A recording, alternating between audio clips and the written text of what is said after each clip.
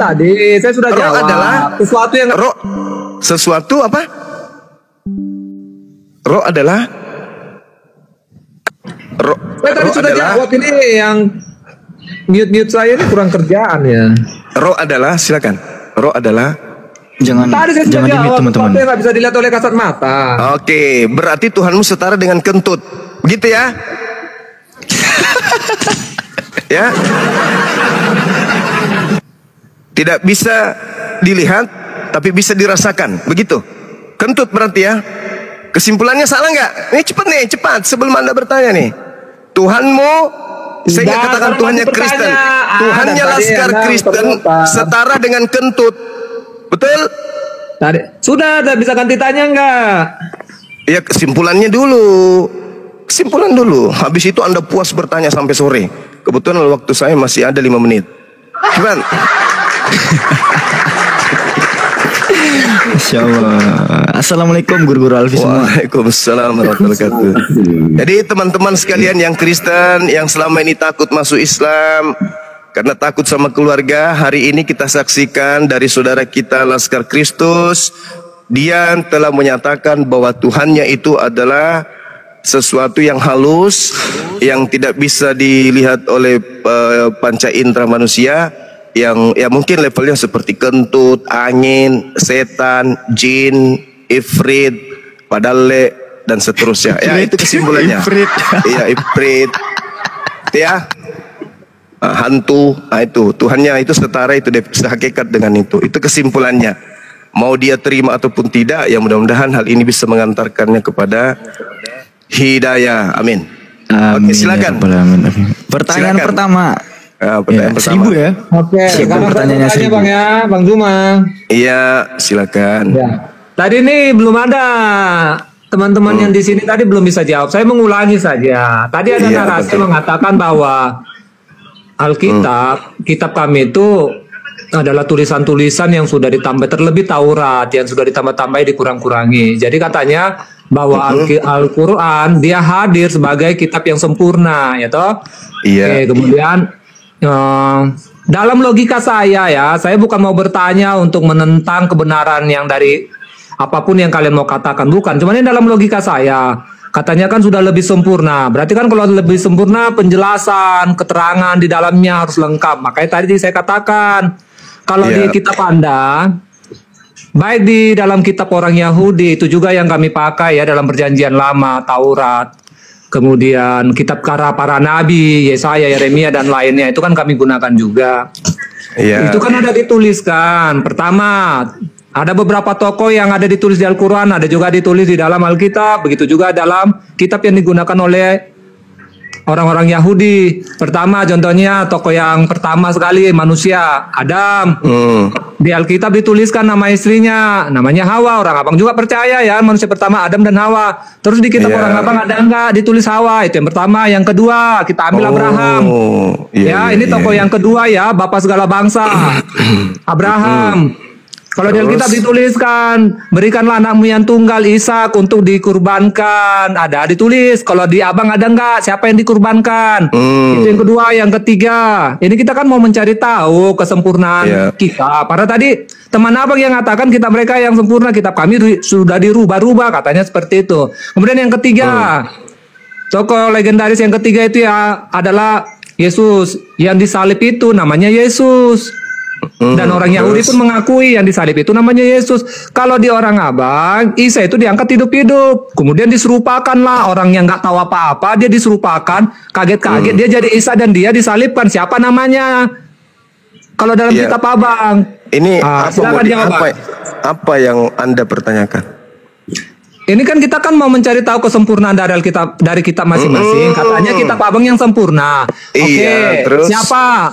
Abang mengakui enggak bahwa manusia pertama Adam dan Hawa? Iya, Adam dan Hawa. Terus di kitab Abang di mana dia ada ditulis Hawa? Silakan ditambahkan ilmu saya. Baik.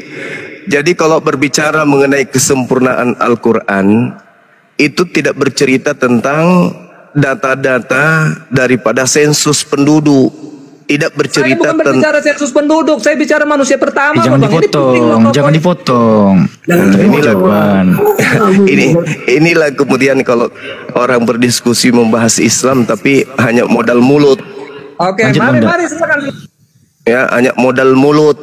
Yang disempurnakan Al-Quran itu bukan nama-nama. Nanti kau tanya siapa nama istrinya Kain, Habil, anaknya, dan seterusnya. Bukan begitu. Allah Subhanahu wa Ta'ala memberikan aturan main kepada setiap nabi berdasarkan dengan zamannya. Nabi Adam, terus kemudian nabi-nabi setelahnya, terakhir Nabi Isa alaihissalam. Yang disempurnakan itu bukan nama-nama, yang disempurnakan itu hukum, panduan hidup manusia. Itu yang disempurnakan Al-Quran, panduan hidup yang disempurnakan oleh Al-Quran, bukan nama-nama orang yang ada di dalam Al-Quran. Coba lihat Islam itu, Tuhannya sempurna enggak? Ilmu tauhid mereka tentang Tuhannya sempurna? Tidak. Kasat kusut seperti kalian. Ada Yesus itu Tuhan, ada Nabi, ada Rasul, ada dia oneness dan seterusnya. Kalau di Islam itu sudah sempurna. Tuhan itu tidak diragukan lagi, Allah. Kemudian berbicara mengenai cara berhubungan dengan Allah, cara berinteraksi dengan Allah, disebut ibadah.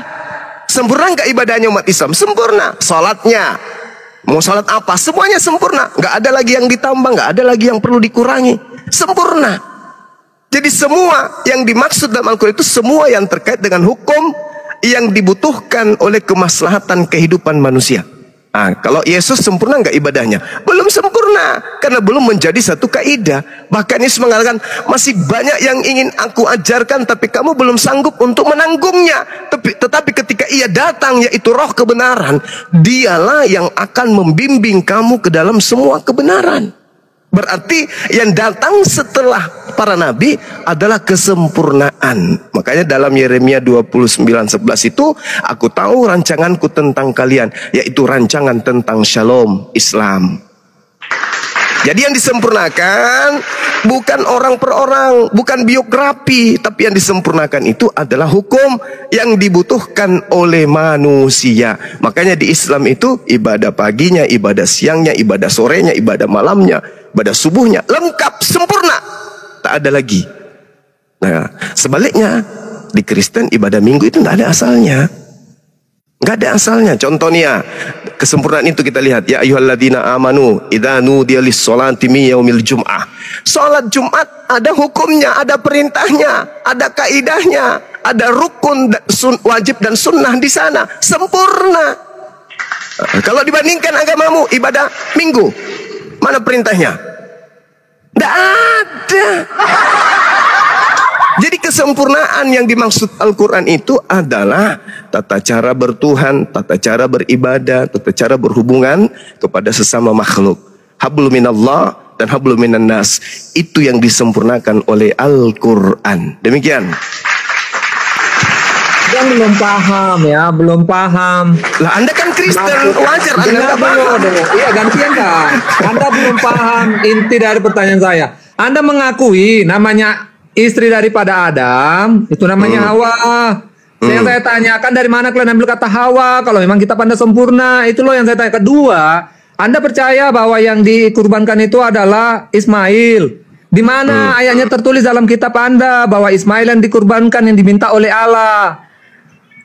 Iya kan? Kan itu kan pernyataan daripada kalian. Kemudian yang ketiga, yang disalibkan itu kami percaya itu adalah yang namanya Yesus, anak daripada Bunda Maria. Banyak kali, jangan diborong sekaligus, kan kesempatan Anda sampai 1000 pertanyaan terlalu. dalam kitab Anda yang disalibkan Pula tadi ini. Udah dibilang waktumu itu 1000 pertanyaan, tapi jangan sekaligus Anda borong. Oke?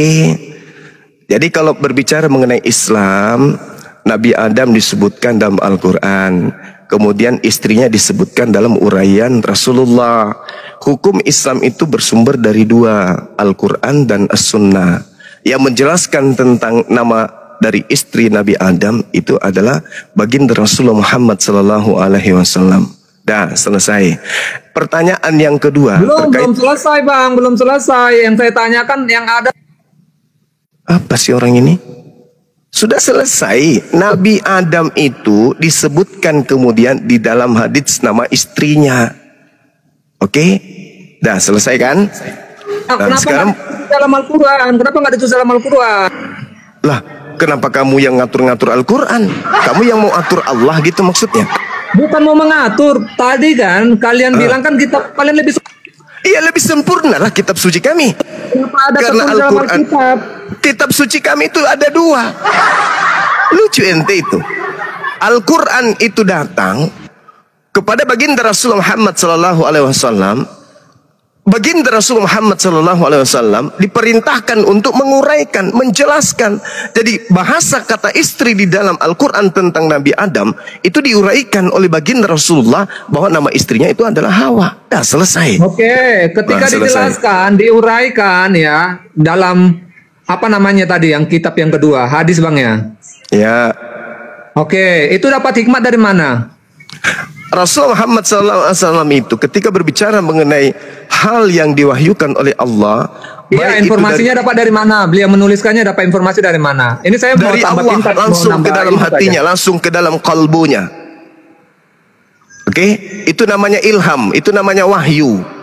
Selesai. Oke, sekarang boleh nggak saya bertanya ya? Ini kan saya kan hanya penasaran. Pertanyaan kedua tadi anggap terkait dengan Nabi Ismail atau Saya Nabi penasaran saja, Ishak. saya penasaran. Kenapa harus singgah-singgah dalam hatinya Nabi Abang? Kok nggak langsung dituliskan saja? Ini logika saya Bang ya, sebagai manusia biasa. Kenapa harus singgah-singgah dulu melalui nabinya Abang disampaikan, kemudian Ya, itu dituliskan dalam tugasnya kitab beliau. Bil itu bayyinati tugasnya ya. was-zubur wa berarti- anzalna ilaika oke. dzikr litubayyina lin-nasi ma nuzila ilaihim wa la'allahum yatafakkarun. Tugas beliau sebagai nabi sama seperti Yesus tugasnya sebagai nabi. Ngapa Lukas serta Paulus yang punya peran Ada tugas, nggak ada tertulis tugas Yesus sebagai nabi. Abang baca dari mana? Kalau di Alkitab nggak ada ditulis seperti itu tugas Yesus sebagai nabi. Ini tugasmu. Nggak usahlah menambah narasi. Lanjut. Baik, kalau ada Oke, dalilnya sekarang- Yesus nabi gimana? Hah? Kalau ada dalilnya Yesus sebagai nabi gimana? Kamu yang memotong-motong apa yang tertulis dalam Bible karena kau itu bukan pengikut Yesus. Iya, di mana ada tertulis Bang? Di mana ada tertulis Yesus mengatakan Oke. bahwa dia adalah nabi? Silakan. Oke, dikatakan oleh Yesus bahwasanya seorang nabi akan ditolak dari umatnya. Itu siapa yang dia maksud? Hah? Bang, Abang paham nggak? Dikatakan Saya bahwa tanya adalah dulu, seorang nabi akan ditolak dari umatnya sendiri. Siapa yang dimaksud oleh Yesus itu? kalimatnya bukan seperti itu. Lalu? Buka ayatnya bukan seperti itu kalimat lengkapnya. Silakan Bukan seperti itu, Anda ya. buka. Silakan Anda Anda yang buka, menyebutkan. Di silakan. dalam kitab mana? Anda yang menyebutkan. Di mana dalam kitab mana? Anda menolak, tetapi Anda mengatakan tidak seperti itu. Berarti Anda tahu. Silakan Memang Anda kalimatnya tunjukkan. nggak seperti itu. Coba saya paham. tunjukkan. Iya, Tunjukkan dalam kepada kitab saya. mana? Tunjukkan. Dalam kitab mana? Tunjukkan. Anda yang mendahului. Anda yang mendahului. terkait Anda dengan kalimat itu. mengatakan kalimatnya tidak seperti Berarti Anda itu. mengarang. Tunjukkan Anda pun coba. tidak tahu ayatnya. Anda pun Tunjukkan tidak kepada tahu. saya. Tunjukkan kepada saya. Mana dalilnya yang Anda maksud? Melucukan loh Bang Juma, Anda melucukan. Anda pertama sekali menyinggung itu, tapi Anda tidak hafal ayatnya. Anda menolak. Dalilnya Kok banyak. menolak? Dalilnya banyak di dalam Bible. Anda yang mengatakan seorang nabi akan ditolak. Mana? Seorang nabi akan ditolak. Jangan hanya ngotot, jangan hanya bernarasi. Mana? Di mana tertulis? Di mana tertulis? Contoh misalnya Markus 6 nomor 4, Lukas Oke, 4 satu-satu kita nomor baca, 18, satu-satu. Lukas Markus 6. 4 24, Ayat 4 saya baca, Lukas nggak usah 4 Abang sebut. 43, Nggak usah Abang Lukas baca 7 semua nomor satu-satu, 16. gitu. Laskar ini nggak Allahu bisa Akbar. diajak kondusif. Nggak Bang bisa, Juma. nggak bisa, Tunjukkan nggak aja bisa. Bukan gimana. nggak bisa diajak kondusif. Masa kalian mau sebut-sebut Bukan tapi aja, tidak Kak. kita bacakan? Sakit Kita banget baca. dengarnya. Saya baca. Markus 6 ayat 4. Maka Yesus berkata kepada mereka, seorang nabi dihormati di mana-mana kecuali di tempat asalnya sendiri di antara kaum keluarga. Ini Itu yang siapa? dikatakan. Dia bukan Nabi yang menyatakan dimaksud di situ. tentang- Dia Nabi yang bukan dimaksud tentang- di situ siapa? Memang dalam Memang. dalam kebiasaan dalam kehidupan Memang. orang Israel, dengar, memang para nabi-nabi di masa itu memang ditolak di negerinya, kan itu yang dijelaskan oleh Yesus. Jadi Tapi dia Yesus tak bukan mengatakan, nabi. dalam pandangan banyak orang dia nabi. Sekarang saya karena tanya, orang- jadi menurutmu Yesus itu bukan nabi? tidak nabi. Bukan Nabi Yesus berarti itu. Bible salah, berarti LAI salah nih. Alfi punya kitab nih. Nah, Mana bahaya nih. ayatnya? Ini Oke. bukan Yesus mengatakan bahwa aku adalah nabi, aku Oke. ditolak. Tak seperti itu. Alfi, Anda hanya Alfi tengahi ya. mencocok-cocokkan. Anda mencocok-cocokkan. Di mana ada tertulis? Markus 6 Yesus nomor mengatakan dia nabi. 4, Lukas 4:24. Sekarang kita Nih, baca bahaya, Lukas 4, bahaya 24. narasi dia nih. Mau Bahaya usah dia. sebut satu persatu seolah-olah isi Anda benar. Kita baca Lukas 4. Modal congor kayak Anda gini. yang modal congor. Turunin Kita aja baca nak. kalimatnya. Turunin aja nak. Sudah ada si Anton. Iya, dia modal congor aja teriak. Matius, Loh, Bang Lukas 4 Laskar, itu tempat Bang Laskar. baca. Salah rupanya Bang. Matius, Apa salah? Kita lihat Bang Laskar, pembuktian. Bang Laskar. Wah, turun deh. Halo. Iya. Aku berkata kepadamu sesungguhnya tidak ada nabi yang dihargai di tempat asalnya. Itu kenapa Yesus mengatakan itu ya? Karena dia ditolak oleh umatnya sendiri, tuyul. Nah, Mana sih cuma sama Nabi 26? Jelas ya di situ guna buat perikopnya kan Yesus ditolak itu. iya, Yesus ngaku nabi, banyak dalilnya. Dia dari tadi ngerotot sendiri.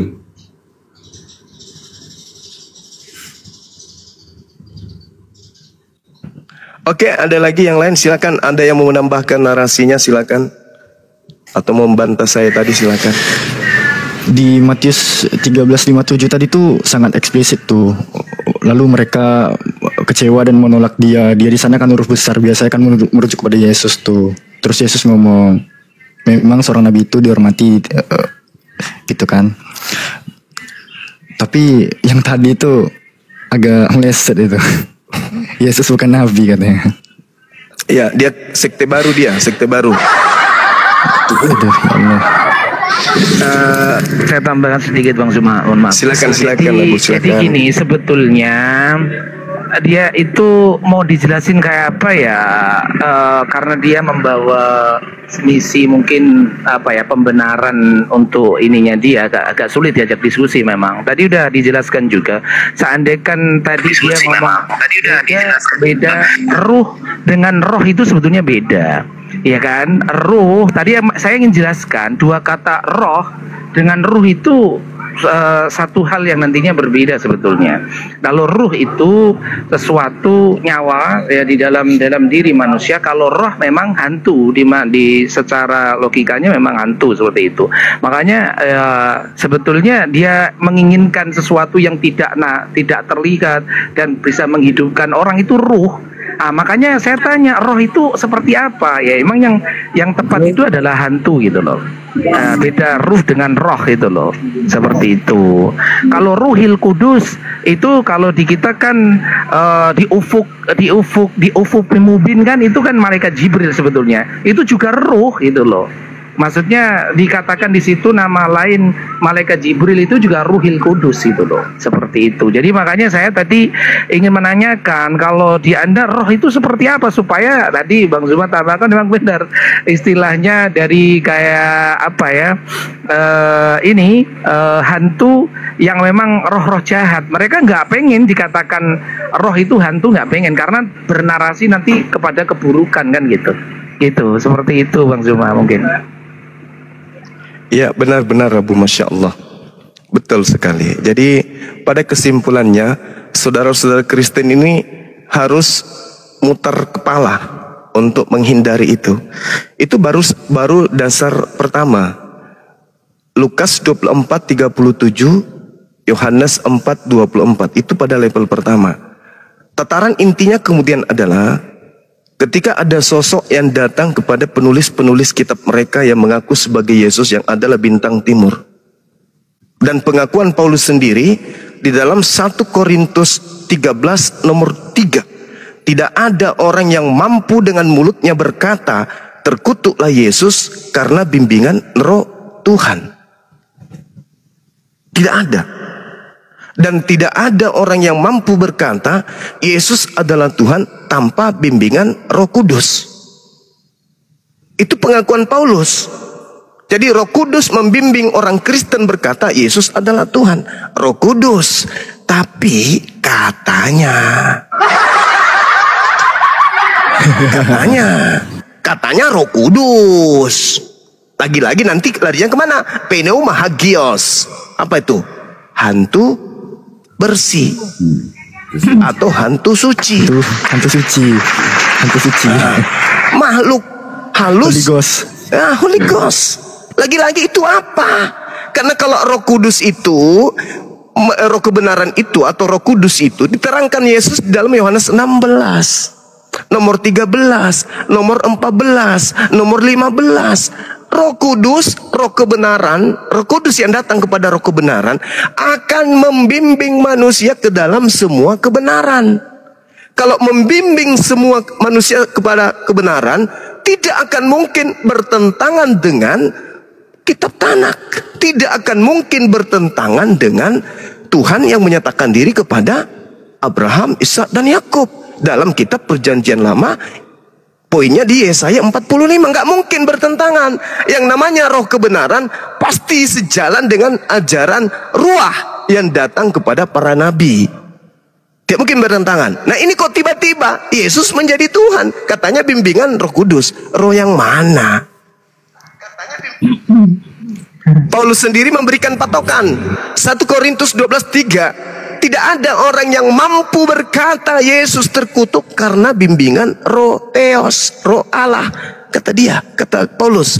Berarti roh apa yang menghinggapi orang-orang Kristen sehingga bangga dengan mengatakan Yesus telah mati digantung di atas salib karena kutuk dosa manusia. Di situ.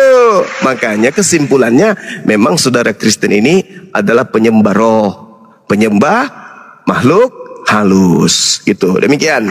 Ada yang keberatan silakan naik kita diskusikan. Saya izin sapa dulu ya abangku. Iya silakan.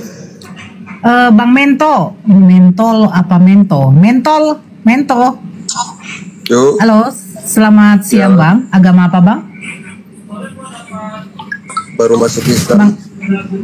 Oh baru masuk Islam, Masya Allah. Mualaf ya Bang? Iya. Mualaf. Baru 2 tahun. Masya Allah. Masya Allah. Ya, Bang Alea. 2002 tahun dah. Iya. Saya sapa dulu nih ya, Bang Alea si Gupis. Halo, Abang, Kakak. Halo. Ya, selamat siang. Bang Leor, tolong di mute dulu sebentar nanti saya sapa. Selamat siang, Bang. Agama apa, Bang? Islam? Ya. Ya, kita naikkan Kristen ya, Bang ya. Ada yang mau disampaikan, Bang? Ada. Ya, kalau gitu, Abang Islam apa tidak ini? Masa masuk tidak mengucapkan salam? Halo? Allah Akbar. Maaf ya Bang ya, saya izin turunkan dulu. Oke. Bang Leor, selamat siang Bang Leor. Tadi saya sapa tapi tidak dijawab. Bang Leor. Ya, assalamualaikum. Waalaikumsalam. Muslim ya Bang? Waalaikumsalam. Iya. Muslim, Islam. Ya, ada yang mau disampaikan Bang? Itu aja yang aku hanya mendengar lah, di mana terjemahan Alkitab orang itu memang sangat beruntung kali kenal sama Bang Juma. Jadi aku selama ini aku pun walaupun aku Islam, memang di Alkitab Al-Quran pun aku hanya bisa baca, kurang mengerti. Cuman hanya ayat-ayat sholat lah yang aku mengerti kan. Untuk mengerjakan sholat itu aku mengerti. Diajaran dulu sekolah Arab, dari kecil diajari sekolah Arab kan. Dulu nenekku tuh orang Nasrani masuk Islam, tapi aku lahir dari Muslim. Gitu Pak Juma, terima kasih sama Bang Juma. Ya sama-sama Bang. Oke, assalamualaikum warahmatullahi wabarakatuh. Lanjut Bu. Waalaikumsalam warahmatullahi Waalaikumsalam. wabarakatuh. Yang di bawah tolong permintaan yang Kristen yang naik ya, yang Kristen yang naik biar kita bisa diskusi di sini. Iya Bang Zuma silakan lagi Bang, karena nggak ada yang ngapa di sini, nggak ada yang Kristen Bang. Lanjut dulu Bang. Ya, silakan teman-teman, silakan. Jadi gini Bang, tadi saya baru mendengar ya, membaca ya, pengertian apa yang disampaikan Bang Zuma ini masuk akal logika ya, secara nalar maupun akal sehat kita lah, terkait dengan kata-kata tadi Elohim tadi, kata-kata apa namanya udara tadi ya, sebetulnya ya, memang itu udara. Ruh Elohim itu bukan Roh Kudus yang dimaksud Roh Allah gitu loh. Jadi masa ya ada ya ini nggak masuk akal, masa ya melayang-layang di atas air gitu loh. Nah, kalau Allah yang menciptakan misalkan bumi ini sebelum ininya, Allahnya terus di mana dulu gitu loh, sebelum itu gitu loh. Dan ini menjadi pertanyaan bahwasanya penerjemahan dari Ar-Roha Ilham itu benar udara. Kalau udara memang benar, oksigen itu memang meliputi bumi, di atas angin, di atas air, memang angin benar. Dan tadi disampaikan terkait dengan hidung, hidungnya keluar masuknya udara, oksigen. Ah benar itu tadi. Itu narasinya aja Masya Allah benar. Sebetulnya nggak bisa dipatahkan. Nggak bisa dipatahkan. Jadi kata-kata Ar-Roh Elohim itu dikatakan Allah itu sangat jauh sekali gitu loh. Sangat jauh sekali. Mau dinarasikan kayak muter seser ya nggak bisa saya rasa. Logika ya, maksudnya akal waras kita ya.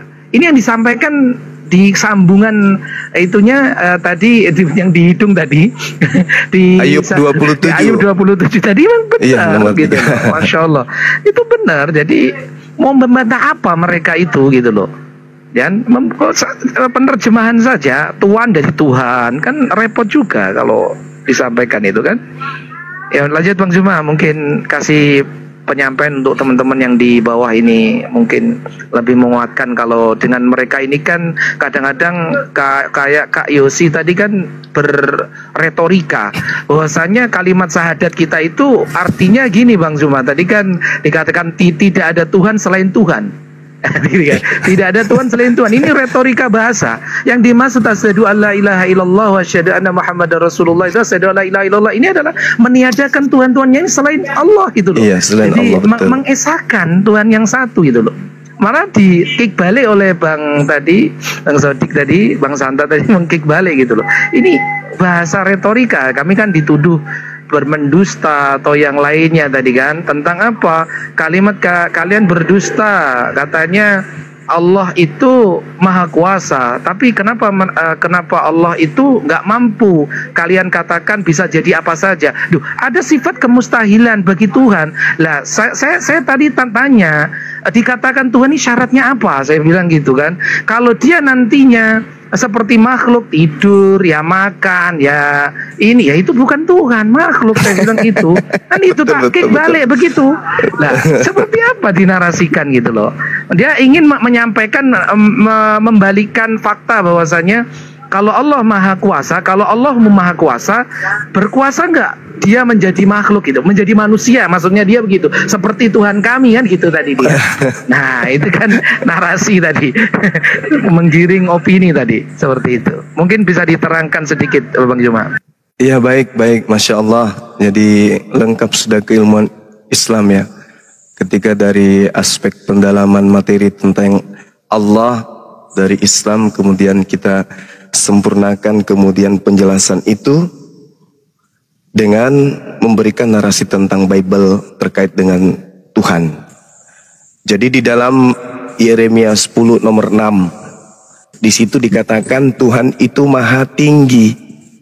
Tuhan itu maha tinggi dan tidak serupa dengan apapun.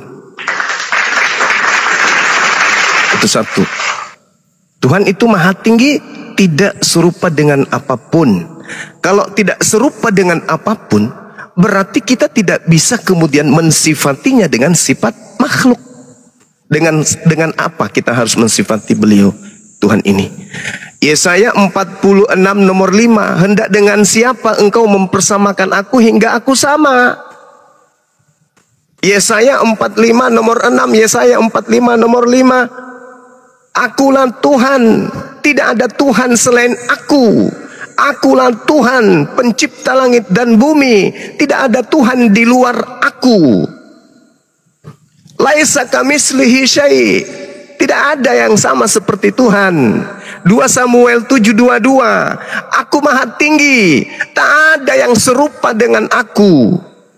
Yesaya 43 nomor 10, engkaulah saksi-saksiku, tidak ada Tuhan yang dibentuk sebelum aku, dan tidak ada Tuhan yang dibentuk setelahku. Yohanes 1 nomor 14. Logos itu dibentuk menjadi daging. Yang dibentuk menjadi daging ini jadi Tuhan. Sementara Tuhannya mengatakan tidak ada Tuhan yang dibentuk setelahku, itu tak ada. Tak ada Tuhan yang dibentuk. Makanya untuk mensiasati ini kemudian mereka polemikus ini mengatakan Yesus itu 100% manusia dan 100% Tuhan. Kalau begitu, maka kita kembalikan kepada mereka Roh Kudus 100% Tuhan, 100% burung merpati. Ayo. Jadi 200% dong. 200%. Bapak adalah roh. Berarti Bapak ini 100% Tuhan, 100% makhluk halus. Ayo, mau kemana? Kristen ini mau kemana? Pegangannya mau kemana? Tak ada pegangan sama sekali, nggak ada. Makanya Al-Quran mengatakan bahwa ya iduhum wa yumannihim, itu jelas setan yang menjanjikan mereka. Tak ada yang menjanjikan mereka, angan-angan mereka dibangkitkan kemudian. Sementara yang dijanjikan oleh setan itu hanya janji tipuan belaka. Itu jelas itu. Nah, inilah sahabat-sahabat sekalian. Orang-orang Kristen ini, saudara-saudara kita Kristen ini akan kesusahan ketika berbicara mengenai konsep Tuhan. Sulit sesulit-sulitnya. Lebih mudah bagi mereka meloloskan kemudian Pak Bom masuk ke lubang jarum daripada meloloskan konsep ketuhanan mereka untuk rasional. Jadi itu adalah hal yang mustahil. Maka mereka mengatakan apa? Iman itu di atas akal. Itu sudah konsep yang keliru. Iman di atas akal, konsep yang keliru. Kalau iman di atas akal, berarti Tuhan yang berfirman di dalam kitab mereka itu adalah Tuhan yang tidak maha tahu. Kenapa Tuhan tidak maha tahu? Karena apa yang diajarkan Tuhan tidak sesuai dengan akal yang dia ciptakan sendiri. Sama seperti pabrik menciptakan mobil. Ada pabrik membuat mobil, kemudian mobilnya sudah ada, buku panduannya tidak sesuai dengan mobil tersebut. Mobilnya metik, tapi bukunya menceritakan tentang cara operasional kulkas. Gabrul. Tuhannya diciptakan dengan sempurna, serupa dengan Tuhan katanya. Tapi begitu turun kitabnya elheng ente, entah kemana-mana perginya. Tuhan jadi manusia, manusia jadi mayat, bangkit dari mayat menjadi Tuhan. Gimana ceritanya tuh? Gimana ceritanya? Tuhan memberikan manusia sebagai pemimpin. Katanya di dalam Kejadian 1 nomor 26, turunlah ke bumi, jadilah pemimpin di bumi untuk berkuasa kepada seluruhnya. Kau jadi yang paling top di bumi. Tapi dikasih akalnya, lalu dikasih buku panduan untuk menjadi pemimpin di bumi. Buku panduannya ke kiri, otaknya ke kanan. Apa yang terjadi? Imani saja. Mau masuk akal, mau tidak masuk akal, yang penting barang siapa, Roma 10 nomor 9, barang siapa yang berkata dengan mulutnya Yesus adalah Tuhan, pokoknya selamat. Nah, itu aja intinya tuh. Intinya di situ. Pejamkan mata, dekapkan kedua tangan di depan dada, dengarkan musik, pikirkan keselamatan, lalu bernyanyi dengan suara lembut, neteskan air mata, pokoknya selamat. Itu namanya cuplis. Cukup percaya iblis. Nah, gitu teman-teman, silakan. Baik, alhamdulillah, terima kasih banyak. Jadi gini Bang, kan mereka meyakini juga nih Bang, ada di perdebatan tentang dosa turunan nih Bang. Jadi anggap ya seorang bajingan, seorang pendosa apapun, yang penting kalau percaya Yesus selamat kan gitulah, itu kan. Padahal seorang itu akan menanggung dosa sendiri kan gitu ya. Jadi ini sebetulnya bukan ajaran Isa atau bukan ajaran Yesus kan Bang ya, terkait dosa keturunan itu kan. Coba Bang disingkat aja Bang di ini biar teman-teman nanti memahami supaya rasional mereka itu terbangun gitu, bahwasanya kalau mabuk ya dosanya tanggung sendiri, jangan disuruh nanggung Tuhan gitu loh Bang. Seperti itu Bang, coba Bang. Iya. Kalau diceritakan kemudian di dalam Kejadian 2, Kejadian 3, nomor 14, 15, 16. Apa yang diterangkan di sana? Yang dikutuk adalah tanah, yang dikutuk adalah iblis. Itu jelas. Tidak bisa keluar dari konteks itu. Ketika Adam kemudian dinyatakan jatuh dalam percobaan, di dalam kitab Kejadian dikatakan Adam dan keturunannya diberkati. Itu satu. Adam dan keturunannya diberkati. Al-Quran, fatalaqqa Adamu min rabbi kalimatin fataba alaih innahu huwat tawwabur rahim. Adam jatuh, kemudian Adam bertaubat, lalu kemudian tobatnya diterima oleh Allah. Berarti tidak mewariskan kemudian kesalahan. Justru yang diwariskan oleh Adam adalah ilmu pengetahuan. Coba bayangkan, di dalam kitab Kejadian, ya, di Kejadian 2, Adam itu kemudian ketika dibujuk oleh ular, ularnya mental. Datanglah ke Hawa, istrinya. Jatuhlah dia kemudian. Apa yang terjadi? Ketika mereka makan buah pengetahuan baik dan jahat, seketika kemudian mereka tahu diri mereka dalam keadaan telanjang. Berarti sebelumnya tidak tahu. Nah, kalau Adam tidak makan buah ilmu pengetahuan baik dan jahat, berarti sampai hari ini Adam telanjang, keturunannya telanjang, anak cucunya telanjang, dan tidak sadar kalau dirinya telanjang. Bagaimana mau jadi pemimpin di atas muka bumi, cuples? Nggak sadar dirinya telanjang, berarti otak nggak berfungsi. Kalau otak nggak berfungsi, bagaimana mau buat listrik, bikin komputer, bikin HP, internet? Mau jadi pemimpin apa? Yang ada turun ke bumi dimakan sama singa, ditelan sama buaya. Jadi itu konsep yang keliru. Harusnya manusia itu berterima kasih kepada Adam alaihissalam. Harusnya. Kalau kita melihat dari, ya silakan. Sabar, diselesaikan dulu, nanti baru disapa kamu. Kamu kan tamu. Lanjut Bang Zuma.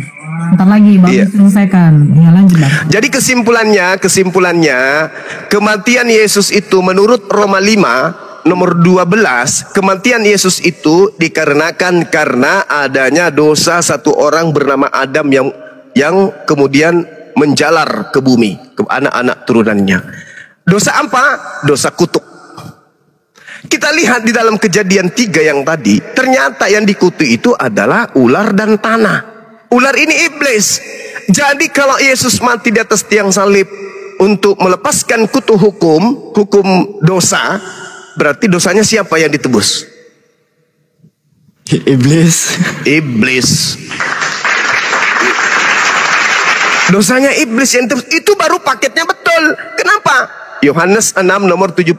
Bukankah aku yang memilih kalian muridku yang 12 orang ini? Dan satu di antaramu adalah iblis. Iblis ini siapa?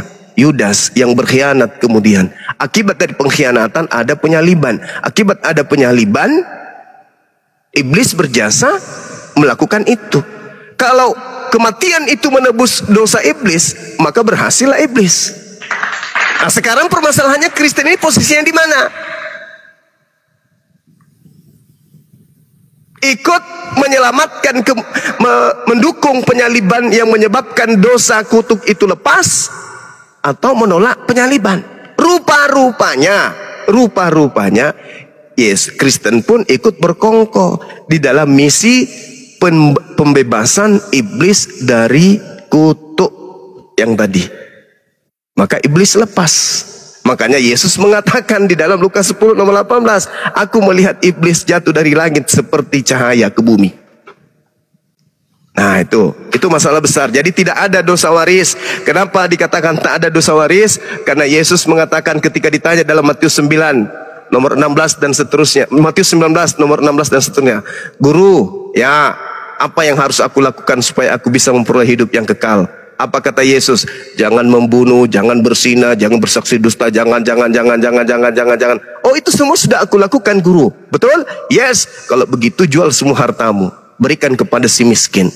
Kalau kau sudah melakukan itu, sempurnakan dengan satu poin itu, yaitu menjual hartamu, maka kamu sudah sempurna. Ikutlah denganku.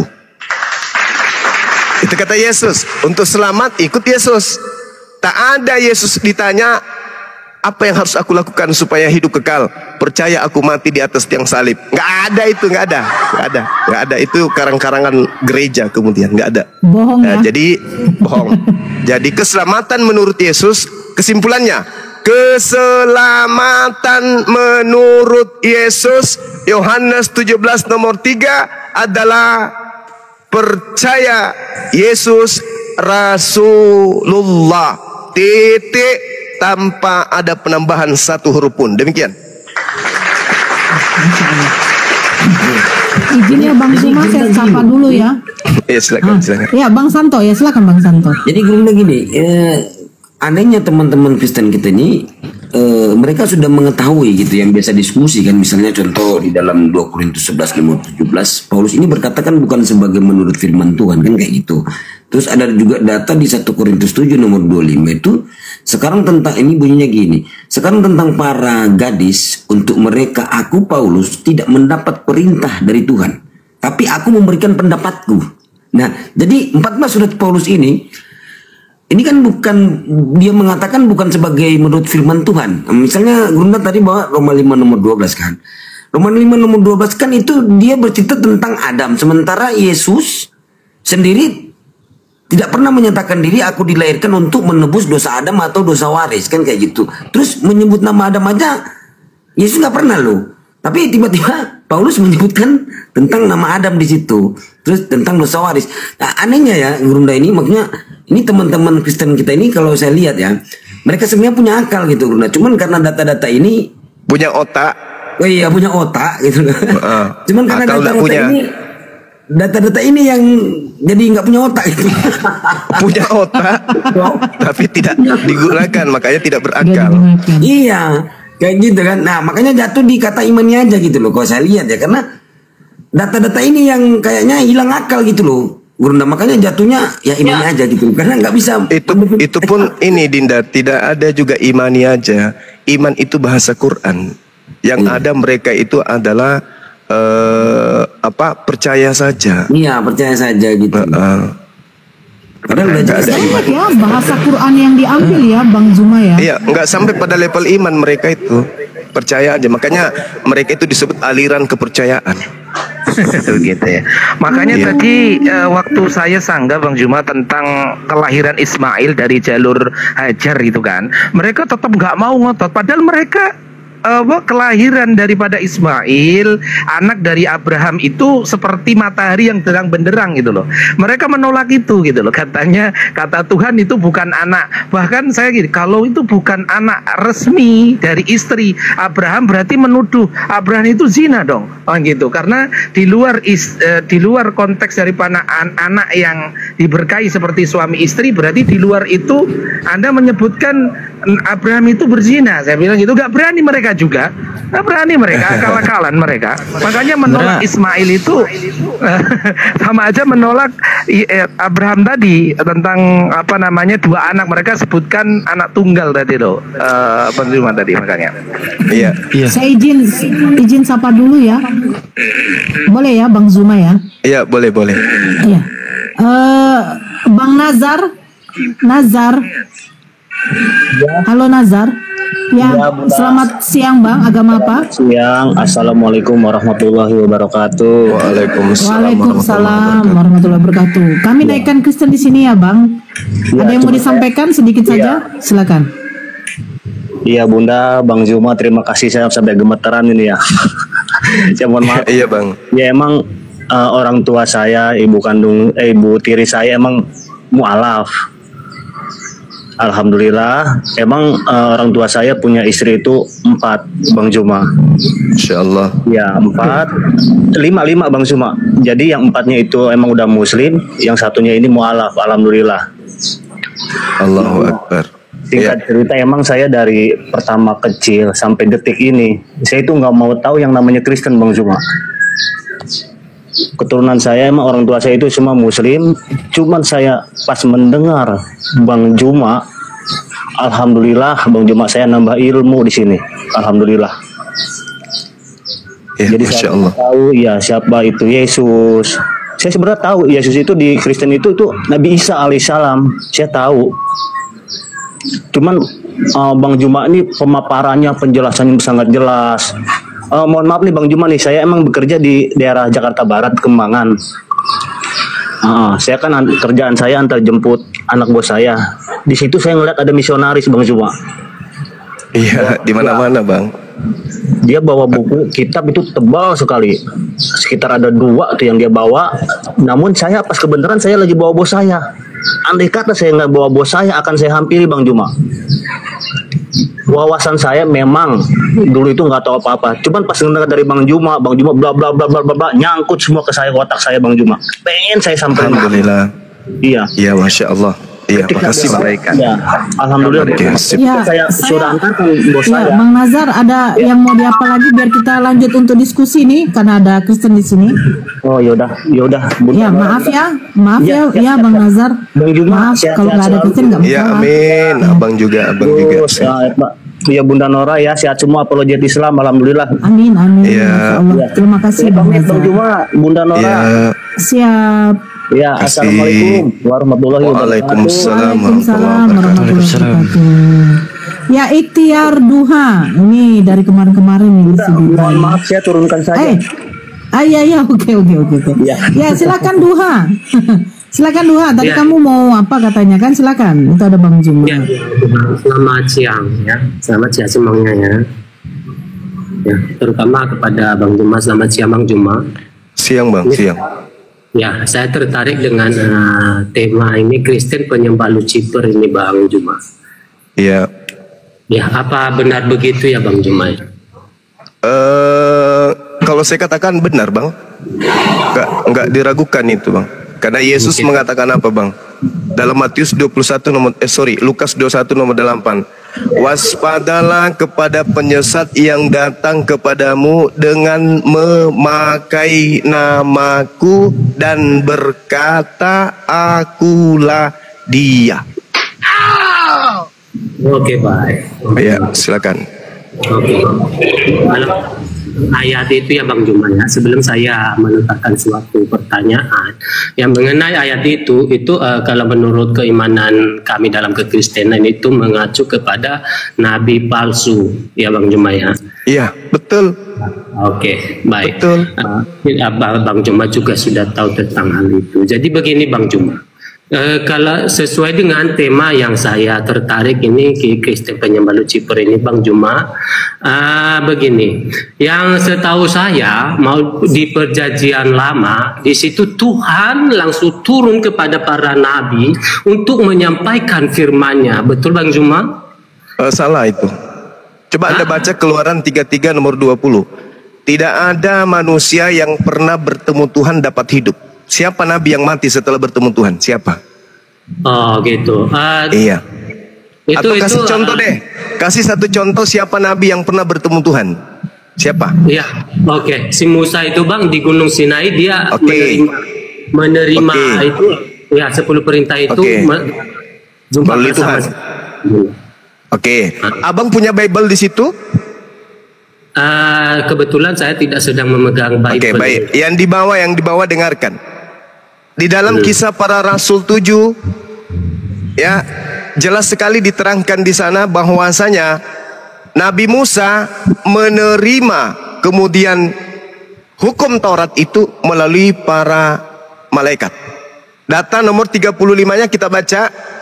Musa ini yang telah mereka tolak mengatakan begini, siapakah yang mengangkat engkau menjadi pemimpin dan hakim? Musa ini yang sudah telah diutus oleh Allah sebagai pemimpin dan penyelamat oleh malaikat yang telah menampakkan dirinya di semak duri. 1. Nomor 38. Musa inilah yang menjadi pengantara di sidang jemaah di padang gurun di antara malaikat yang berfirman kepadanya di gunung Sinai. 2. Nomor 53. Kamu telah menerima hukum Taurat yang disampaikan oleh malaikat kepada Nabi Musa, akan tetapi kamu tidak menurutinya. Itu udah cukup. Bahwa bukan Tuhan yang datang kepada Nabi Musa, tapi malah Elohim, malaikat Elohim. Demikian. Gugur Bang, gugur.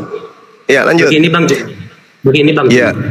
silakan. Kita tadi itu kisah para rasul itu kan adanya di perjanjian baru. Jadi kita tadi salah. Perjanjian lama ini Bang Jun. Ini salah. Kisah para rasul salah. Paulus salah. Sabar dulu, konfirmasi dulu. Lukas ini salah nih. Kita sedang membahas perjanjian lama. Ini kan perkataan Lukas salah tadi. Lukas bilang malaikat, perantaran malaikat. Gimana sih? Dulu kawan. Ya. Iya. Jadi yang benar itu PL atau Lukas? Yang jelas. Keluaran 33 nomor 20 coba baca Bang. Di mana? Keluaran 33 nomor 20. Ya dibacain aja Bang, cuma minta tolong soalnya saya itu Tuhan berfirman. Baca ini. Ya silakan deh, silakan. Keluaran 33 butir 20. Ya. Firmannya lagi, engkau tidak dapat melihat wajahku, sebab tidak mungkin manusia melihat aku dapat hidup. Ya, berarti tak ada nabi yang bertemu langsung dengan Tuhan, itu nggak ada. Ini tadi Bang Juma, menurut Bang Juma yang berjumpa dengan Musa di atas Gunung Sinai itu yang memberikan 10 perintah itu Tuhan atau siapa Bang Juma? Itu malaikat Tuhan yang memberi firman melalui malaikat. Oke, lalu bagaimana dengan yang menampakkan diri kepada Abraham berkali-kali itu Bang Juma? Itu malaikat juga? Itu juga malaikat. Oh, itu juga malaikat. Oh, berarti Tuhan tidak pernah menampakkan dirinya. Tidak pernah menyatakan diri langsung. Coba Anda lihat di dalam Kejadian 22 nomor 11. Adinda Alfi boleh dibaca deh. Di mana tadi Bang? Kejadian 22 nomor 11. Kejadian 22 11. Bentar ya Bang. Kejadian 22 11. Namun berserulah malaikat Tuhan dari langit kepadanya, Abraham, Abraham, sautnya. Ya Tuhan. Ya Tuhan. Berarti yang dipanggil Tuhan di sini siapa? Malach Elohim, malaikat Tuhan. Nah, gitu sederhana sebenarnya. Cuman saudara Kristen ini kenyang dengan doktrin dogma. Tapi kalau mereka belajar tentang Bible itu sendiri, maka mereka akan sampai kepada poin kebenaran. Ya, silakan. Gugur ya, gugur. Silakan. Ada lagi? Ini Bang Juma. Ya, menurut Bang Juma, Tuhan yang di Perjanjian Lama itu serupa atau segambar dengan manusia atau tidak Bang Juma? Tidak, tidak sama sekali. Ya. Coba kita coba buka ayat Kejadian 3. Silakan. Kejadian 3 ayatnya nomor 22. Coba dulu siapa teman yang bisa buka, minta tolong. Iya, silakan. Kejadian 3 nomor 22. Berfirmanlah Hashem Elohim, sesungguhnya manusia telah menjadi seperti salah satu dari kita, tahu tentang yang baik dan yang jahat. Sekarang jangan sampai ia mengulurkan tangannya dan mengambil pula buah dari pohon kehidupan itu, memakannya dan hidup untuk selama-lamanya. Lalu? Apa itu Bang? Ya, begini Bang Juma. Ya. Di situ manusia udah menjadi salah satu bagian pada Tuhan itu, betul? Bukan, sifatnya yang dimaksud di situ. Makanya Bang, akarnya itu di Kejadian 1. Kembali ke Kejadian 1 dulu, nomor 26. Apa kata Elohim di sana? Dia katakan basal menu kitmutenu. Menurut gambar kami, menurut rupa kami, bukan kita. Gitu. Kalau kita itu melibatkan orang lain, oknum lain. Contoh misalnya, seorang guru masuk ke dalam kelas, anak-anak, besok kita ke Bandung. Siapa aja yang ke Bandung besok? Guru dan murid. Iya, silakan aja Bang. Guru dan murid-murid, betul? Tapi kalau guru datang di depan kelas mengatakan, anak-anak, kami besok ke Bandung. Siapa yang ke Bandung besok? Murid-murid ikut gak? Enggak. Oke. Enggak. Jadi itulah makanya dipahami Bang. Makanya dipahami ketika dalam kitabnya orang Yahudi, na'ase Adam besal menu kitmetinu, itu merujuk kepada kami. Kami itu adalah bisa tunggal. Kata Elohim itu merujuk kepada satu hakikat. Sama seperti nahnu merujuk kepada Allah yang mengatakan aku yang mewahyukan, nahnu kami yang mewahyukan. kami juga yang menjaga. Merujuk kepada satu hakikat, yaitu Allah. Sama seperti itu, Bang. Jadi jangan diartikan kita itu terjemahan yang keliru, karena menggiring orang Kristen untuk memahami Tuhan itu banyak. Oh gitu. Paham ya? Oke, baik. Silakan. Berarti udah dengan adanya juga kejadian 1 ayat yang ke-27 itu segambar dan serupa dengan manusia, itu berarti Tuhan ini dia tidak seperti manusia pada umumnya ya, tidak segambar dengan manusia. Yang dimaksud di situ, jadi gini, Bang. Isin 1 menit, maksimal 2 menit. Isin. Ketika Nora coba mute ini Rasmi kamu mau mute dulu. Ya. Ketika Tuhan mengatakan, "Na'ase, kami membuat Adam manusia atau laki-laki besal menu menurut gambar kami, ketemu menurut rupa kami." Maksudnya Tuhan merancang makhluk bernama Adam, dan rancangannya ini diciptakan sesuai dengan gambarnya.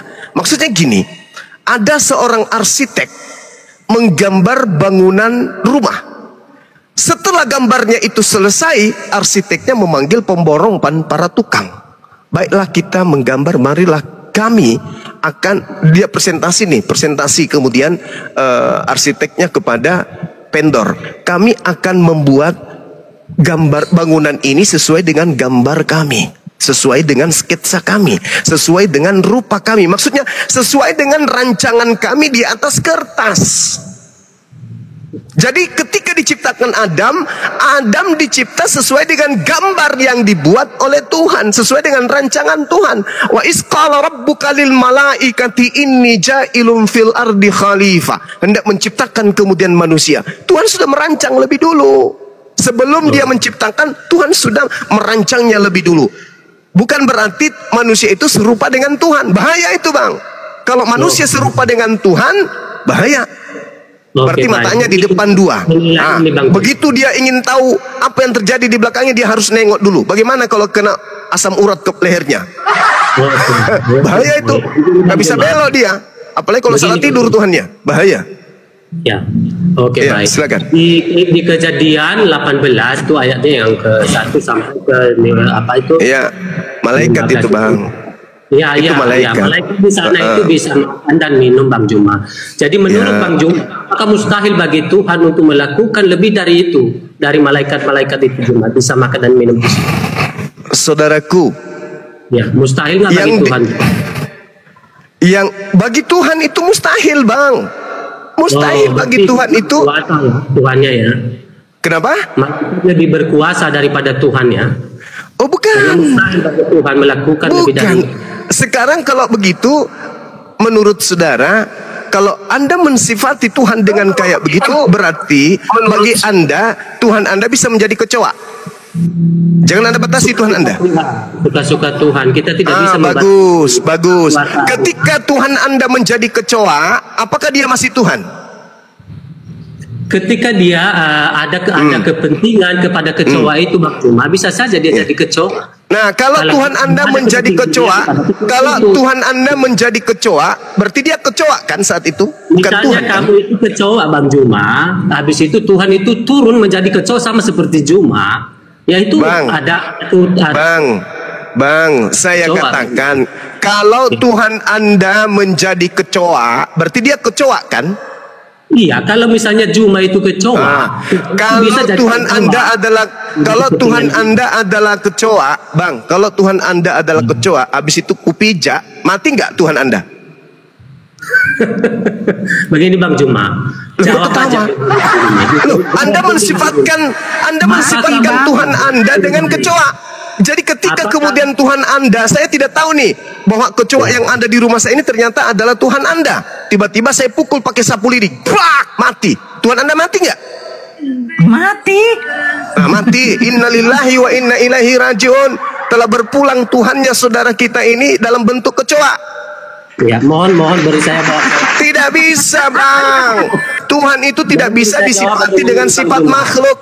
Makanya baca dalil. Yesaya 45 nomor 5 nomor 6, Yesaya 46 nomor 5. Tidak ada Tuhan yang serupa dengan makhluk, itu tak ada. Yeremia 10 nomor 6. Tuhan tidak serupa dengan makhluk. Titik. Ya, mohon beri silakan. Jadi udah lari lagi ya, kita pindah lagi. Enggak. Ini mohon beri yang lain jawaban. sabar, ikuti aja maunya. Ya, silakan. Apakah itu mustahil bagi Tuhan untuk menjadi lebih dari malaikat itu bisa makan dan minum, Bang Juma? Mustahil tak? Saya bilang kepada saudara, mustahil Tuhan itu berubah menjadi bukan Tuhan. Oke, jika mustahil bagi Tuhan, Bang Juma, Tuhan itu masih maha kuasa atau tidak, Bang Juma? Tuhan ketika menjadi malaikat itu bukan Tuhan, itu malaikat. Itu yang saya tanya, Bang Juma. Gimana ini? Yang saya tanya, ya, apakah malaikat ini lebih hebat daripada Tuhan? Tidaklah. Justru karena itu Tuhan tidak bisa turun level jadi malaikat. Karena malaikat itu punya kelemahan. Malaikat itu makhluk, tidak maha tahu, tidak maha kuasa, tidak maha perkasa, tidak maha pencipta. Makanya Tuhan tidak bisa turun level. Sekarang saya tanya balik, Abang, sekarang saya tanya balik, Bang. Sedikit aja, Bang. Abang, sedikit aja, Bang. Oke. Tuhan itu maha kuasanya kekal atau tidak? Maha kuasanya kekal lah, Bang. Kekal. Berarti kalau kekal dia tidak pernah berhenti menjadi tidak maha kuasa, betul? Ya. Kalau dia menjadi malaikat, apakah dia masih maha kuasa? Apakah kuasanya itu menghilang? Tetap tidak. Pantai meja. Lucu abang ini. Malaikat itu, saya ulang. Malaikat itu level Tuhan atau level makhluk? Itu misalnya dia master masuk dengar dulu. Dia masuk dengan level makhluk. Apakah kuasanya itu menghilang, Bang Juma? Loh, dia masuk level makhluk, Bang. Ya, seandainya saya contoh nih. Anda jadi ayam misalnya. Anda jadi ayam. Saya tanya dulu. Ini, Anda jadi ayam. Apakah Anda masih bisa main piano? Kutanya dulu. Apakah Anda masih bisa tiup seruling kalau Anda jadi ayam? Karena Anda sudah turun level. Sekarang kalau ada keinginan saya untuk menyelamatkan ayam-ayam itu, saya bisa jadi ayam. Karena saya ada keinginan saya bisa selamatkan ayamnya. Kalau misalnya dalam rupa ayam, Tuhan menjadi dalam rupa ayam juga. Tuhan itu, Abang, Tuhan itu maha kuasa. Untuk menyelamatkan ayam tidak perlu dia jadi ayam. Itu dongeng. Untuk menyelamatkan manusia dia tidak perlu jadi manusia. Kalau mau menyelamatkan asu, jadi dia jadi asu gitu. Tuhan jangan fitnah gitu dong. Abang, alam semesta ini, keberlangsungan kehidupan alam semesta ini butuh keseimbangan. Yang menyeimbangkan kehidupan alam semesta itu Tuhan. Ibaratkan pilot nih, Bang, pilot. Ketika pesawat terbang berada di atas, pilot itu yang pegang kendali untuk menjaga kestabilan pesawat. Tiba-tiba pilot itu berubah menjadi ayam. Apa yang terjadi dengan pesawat, Bang? Bang. Belum tentu. Bang. Abang, pilotnya, kebetulan Anda duduk di belakang pilot nih, duduk sambil dengar musik, tiba-tiba pilotnya berubah menjadi ayam di depan abang. Dia tidak bisa pegang kendali, dia nggak bisa tekan tombol. Apa yang terjadi dengan alam semesta ini kalau Tuhannya menjadi kayak begitu? Belum tentu di waktu yang bersamaan. Mati nih ya. Jadi apabila ada satu titik yang mustahil bagi Tuhan melakukannya, berarti Tuhan itu tidak maha kuasa, percuma disembah. Justru, Abang, dengar Bang, bedakan antara maha kuasa dengan maha pencipta. Kalau maha pencipta, Anda imani tidak Tuhan itu maha pencipta? Ya tentu saja. Oke. Apakah Tuhan berkuasa menciptakan malaikat untuk datang ke Abraham? Saya tidak membaca dalam Bible bahwa malaikat itu ikut.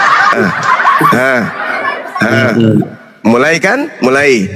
Iya, di mana datanya kalau malaikat itu dalam Bible diciptakan, Bang? Sederhana saja. Di Yohanes 1 nomor 3, segala sesuatu diciptakan oleh Dia. Dia siapa? Kalam, Al-Kalam, sifat yang melekat pada diri Tuhan, yaitu kemampuan berkata-kata. Baca di Yesaya 55 nomor 11 atau Mazmur 33 nomor 9. Allah cuman berkata maka semuanya jadi. Allah cuman berkehendak maka semuanya ada.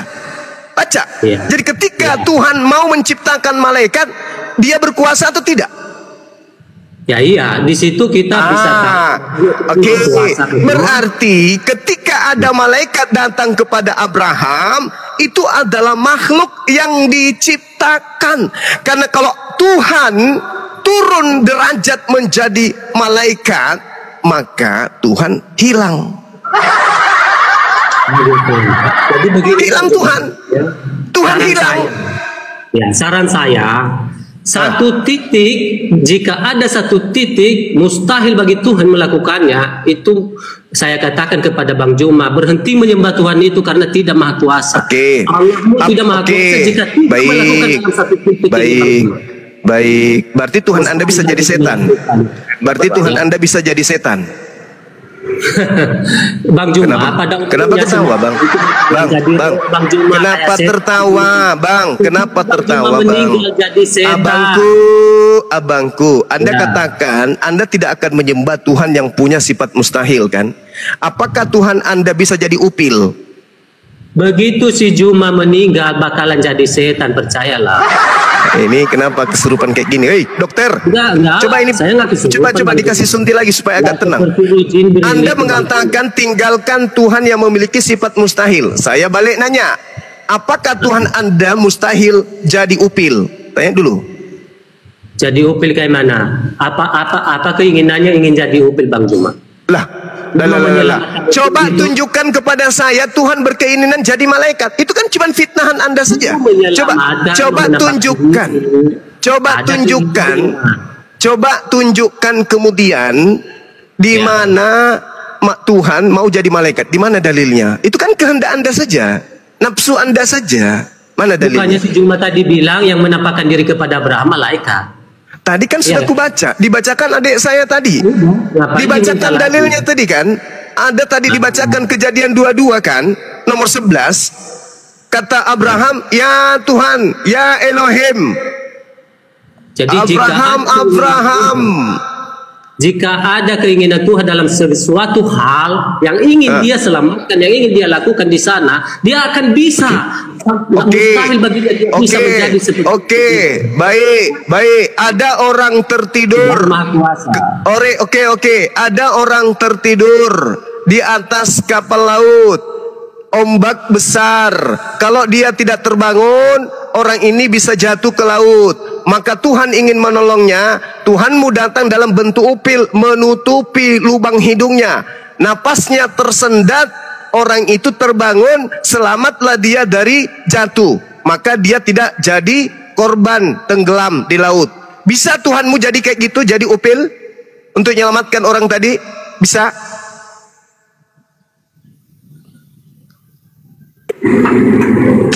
Maksudnya ngomong upil-upil apa sih, Juma? Kata saudara tadi ini si Duha, Tuhannya bisa jadi apa saja. Tidak ada yang mustahil bagi Tuhannya. Mau jadi upil. Gini, misalnya Juma. Ada orang sabar. Ada orang yang sabar.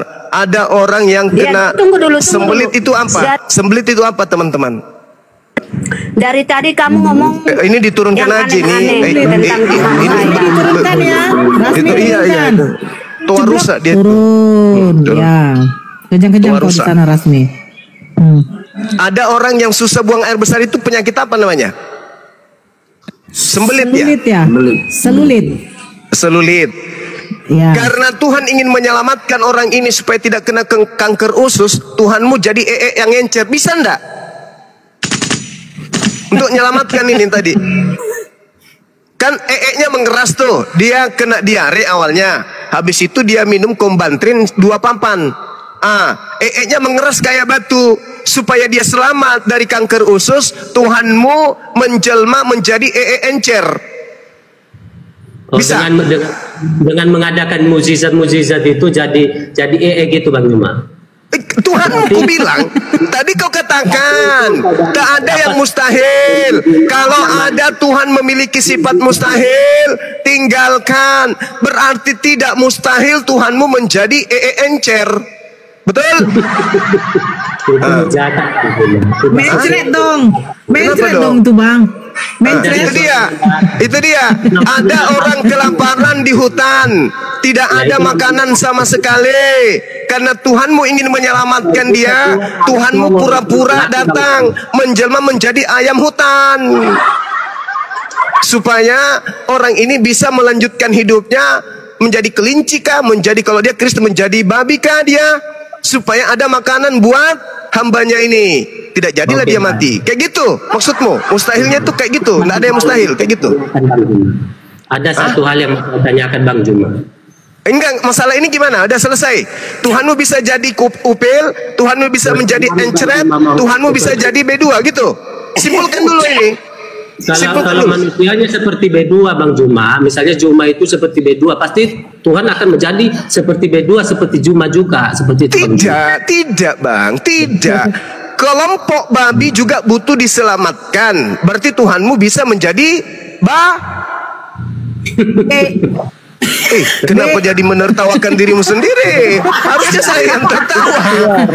Harusnya saya yang tertawa, bukan ente. Jangan Anda menertawakan diri Anda. Nggak bagus. Nggak bagus. Jangan tertawakan diri Anda. Mohon berikan saya jawaban Bang Juma sesuai dengan data di kitab kamu juga Bang Juma. Itu jin itu seperti apa dia bagi Bang Juma? Dia ruh, dia Allah atau bagaimana? Atau dia malaikat seperti itu Bang Juma? Coba apa itu? Yang apa yang Anda gimana? Salah ikhtiar. Jibril itu seperti apa dia bagimu? Jibril itu malaikat. Dia itu makhluk ruh.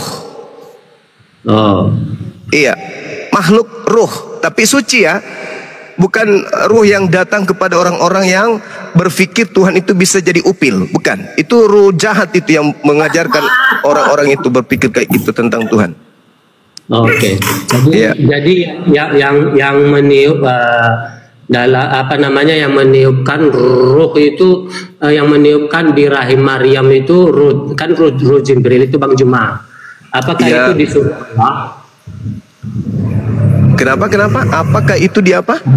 Iya, dia disuruh Allah ataukah Allah sendiri yang membuat seperti itu Bang? Oh, dia menerima perintah dari Allah. Coba baca di surah Maryam ayat 19. Aku hanyalah utusan Tuhanmu yang memberikan kabar kepadamu tentang lahirnya seorang anak laki-laki yang suci dari rahimmu. Itu. Jadi dia adalah suruhan, dia adalah rasul, utusan Allah kepada Maryam. Oke. Jadi arti farjahan ini apa artinya Bang Juma? Farjahan itu. Farjahan itu, farja itu adalah alat reproduksi bagi Hawa. Oke, baik, terima kasih banyak Bang Juma. Sepertinya saya udah mau turun ini. Soalnya saya mau jemput anak di sekolah juga. Kenapa? Anda lupa kalau Yesus keluar dari farjah atau Yesus lewat dubur? Ini saya tanya nih, saya serius. Yesus itu keluar dari farjah atau keluar dari dubur? Saya tanya dulu, Bang. Yang menyebut farjah dalam kitab suci itu suci Bang Juma. Iya, Anda merasa menang dengan kata farja. Yesus keluar dari situ. Kalau salah, atau Anda ingin mengatakan Yesus keluar dari dubur? Ya pokoknya kalau ada. Mana yang betul ini? Yang betul yang mana? Farja atau dubur? Mana yang betul? Terserah Bang Juma. Pokoknya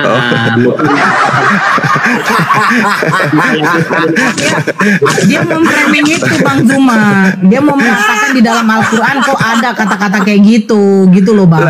Bagaimana pada bulan ke-6 Gabriel datang kepada Maria? Ngapain? Membuat Maria hamil. Setelah hamil keluar lewat mana? Kutanya dulu Bang. lewat Farajaha, lewat ini tuh atau ini tah. Jangan sampai ngedan ibunya keluarnya bukan di depan tapi di belakang. Waduh, celaka ini. Celaka. Hamil Maria ini siapa Bang Zuma? Itu sangat suci Bang Zuma. Percaya. Udah ya Bang ya? Udah ya Bang? Ya sebenarnya kekuatan iblis itu sangatlah lemah sekali. Sedikit aja kita berargumentasi sudah nangis iblisnya. Lemah kali. Tipu daya setan itu lemah sekali. Lemah sekali. Hanya kelemahan daripada bisikan iblis itu diperkuat oleh orangnya sendiri. Makanya dikatakan di dalam Al-Quran, wa ikhwanuhum yamutunahum fil gayyi tsumma la yuqsirun. Orang kafir itu membantu setan, ya, membantu setan untuk menyesatkan. Wa kana al-kafiru ala rabbih zahira. Oh mamae. Ya. Sabar. Al-Quran mengatakan iya, orang ini nggak ada ilmu dari dia, nggak ada. Cuma keluar aja. Nanti dia keluar mulutnya itu bahasa-bahasa nggak bagus. Jadi gini Bang, kitab suci saya mengatakan wa kanal kafiru ala rabbih zahira. Itu Al-Qur'an saya mengatakan itu. Ya, bahwasanya di ayat lain juga dikatakan bahwasanya iblis itu penolong setan di dalam mendurhakai Tuhan pencipta alam semesta. Itu dalam kitab suci Al-Qur'an. Nah, sebenarnya tipu daya muslihat iblis itu sangat lemah. Lemah sekali. Yang menguatkan itu adalah kalian Kristen, orang-orang kafir ini. Mau iblis itu datang, sembah manusia, tapi kalau Anda gunakan akal, Anda tidak akan mau. Mau iblisnya datang membimbing Anda mengatakan Tuhan itu bisa jadi upil. Kalau Anda menggunakan akal, itu tidak akan terlontar dari mulut saudara. Tapi lagi-lagi Anda penolong setan untuk mendurhakai Tuhan. Maka Anda mengatakan, ya Tuhan itu bisa jadi upil.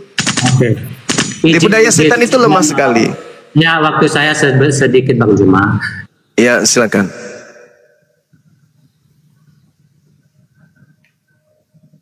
Di tempat saya sedikit lagi zuhur ya, teman-teman. Maha kuasa tapi banyak yang mustahil baginya. Jadi ini Bang Zuma, saya akan menyimpan hal itu. Mungkin ini bisa kita lanjutkan di lain waktu. Oke. 10 detik, Bang, 10 detik. Maha kuasa itu bisa nggak tidak kuasa? Mungkin menurut Bang Zuma bisa, yang maha kuasa itu bisa jadi nggak maha kuasa nggak Bang Zuma? Lah, tadi kenapa lari ke saya? Anda katakan Tuhan Anda bisa jadi upil, jadi kecoa, jadi babi, jadi manusia, jadi malaikat. Berarti yang maha kuasa, dengar, berarti Anda memaknai maha kuasa itu artinya bisa menjadi tidak maha kuasa. Buktinya dia bisa jadi malaikat, bisa jadi apa saja, berarti yang maha kuasa ini bisa menjadi tidak maha kuasa. Sebab ketika yang maha kuasa ini Anda katakan bisa menjadi manusia, lihat Yesus kesini, kau duduk depan saya sekarang. Ya, kenapa Bang Zuma? Yesus, kalau aku lemparkan kemudian batu sebesar ember kepala kau, pecah nggak kepala kau? Ya pecahlah Bang. Tuh, berarti Tuhanmu yang maha kuasa bisa menjadi tidak maha kuasa. Gitu. Yesus, mau nggak kau lomba lari dengan saya? Ayo, cepat-cepatan kita lari. Mau nggak? Nggak bisa dia lawan saya lomba lari, nggak bisa. Berarti Tuhanmu ketika dia menjadi bayi berkuasa nggak dia cebok sendiri? Bang, jangan tertawakan diri abang lah. Yesus Tuhanmu ketika menjadi bayi cebok dirinya saja tak sanggup, berarti yang maha kuasa berubah menjadi tidak maha kuasa. Itulah Tuhannya Kristen. Mana ayatnya yang mengatakan dia cebok mampu Bang? Ada nggak? Nggak bisa. Saya tanya saudara, benar enggak Yesus itu pernah jadi bayi? Tentu saja itu pada saat dia bayi, dia bisa cebok sendiri.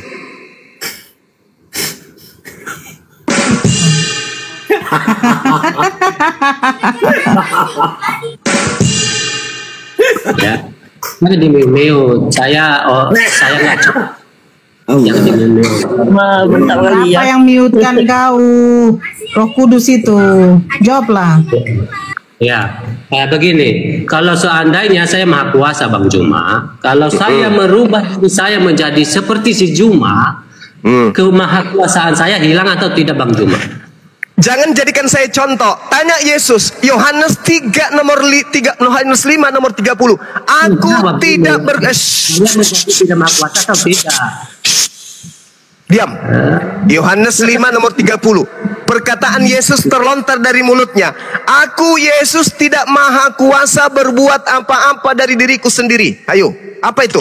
Apa itu? Pengakuan Yesus itu apa? Pengakuan Yesus itu apa? Jangan kau bawa lari ke saya, Bang. Larikan aja ke Yesus. Yesus, bisakah kau berkuasa melakukan apapun? Dijawab, langsung dibayar tunai. Nehi merica ketum berjahe. Aku tidak dapat berbuat apa-apa dari diriku sendiri. Udah selesai. Sini mau azan. Silakan dilanjutkan Dewan Guru yang lain. Makasih ya Bang Itiar, Anda sudah berdiskusi dengan baik. Sayangnya diskusinya cuma modal mulut, tidak pakai akal. Ya, saya katakan terima kasih semuanya. Ya, silakan dilanjut. Saya izin ibadah dulu sejenak. Makasih Bang Abu, barakallahu fik. Lanjut semua sahabat-sahabat yang lain. Dia bilang lu. Mau menghujat kau di sini, kau mati kau kubuat kau.